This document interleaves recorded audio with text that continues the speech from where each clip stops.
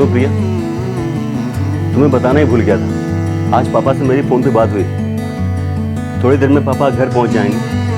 तुम प्लीज़ उनके लिए खाना बना देना, और हाँ, रूम भी सेट करवा देना, क्योंकि अब वो हमारे साथ परमानेंट रहने वाले हैं। ये तुम क्या कह रहे हो? पापा यहाँ क्यों आएंगे? मुझसे किसी का काम नहीं होता, वो यहाँ नहीं रह सकते। उन्हें आज के आज यहाँ से जाने को कह देना। प्रिया, मैंने कहा ना, अब वो यहीं रहेंगे। ठीक है, तो या तो वो रहेंगे या फिर मैं।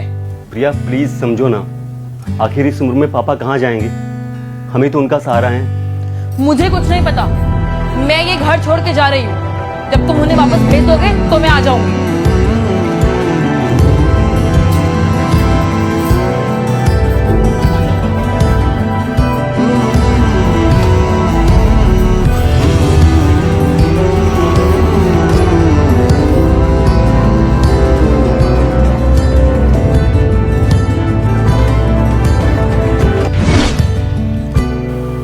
अरे पापा, आप अचानक यहाँ कैसे?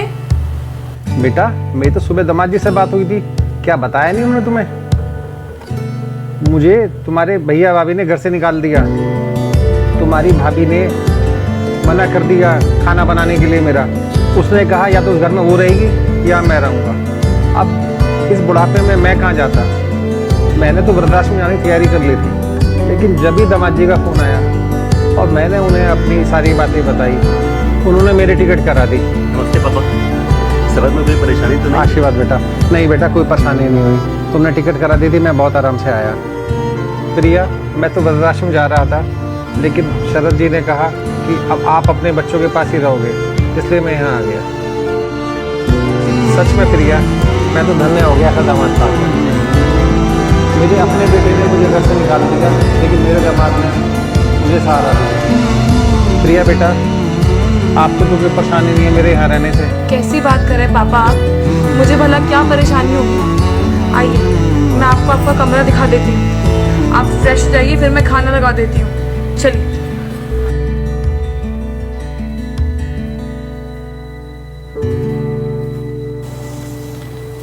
आई एम रियली सॉरी शरद, मुझे लगा कि तुम्हारे पापा आ रहे हैं, इसलिए मैंने उन्हें घर में आने से मना कर दिया।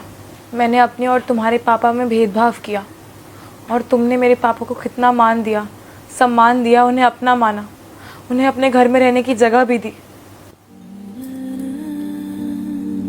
प्रिया, ये सिर्फ तुम्हारी सोच नहीं है, मोस्टली हर बहू ऐसा ही सोचती है कि मेरी नहीं, मेरे पति की माँ बाप हैं। पता नहीं ये बात लड़कियाँ क्यों भूल जाती हैं कि जैसे तुम्हारे माँ बाप ने तुम्हें पाला है, वैसे ही हमारे माँ बाप ने हमें पाल पोस कर बड़ा किया है। जब पेरेंट्स अपने बेटे की शादी करते हैं तो ये सोचते हैं कि उनकी बहू उनके सुख दुख में साथ देगी, उनका घर संभालेगी, रिश्तों की कदर करेगी। लेकिन तुम लोग माँ बाप को उसके बेटे से अलग कर देते हो, पर तुम भूल जाते हो कि तुम्हारे भी माँ बाप हैं, भाई भाभी हैं। अगर तुम्हारी भाभी तुम्हारे पेरेंट के साथ ऐसा करेगी तो तुम्हें कैसा लगेगा? इसलिए घर को जोड़ने का काम करना चाहिए, न कि तोड़ने का।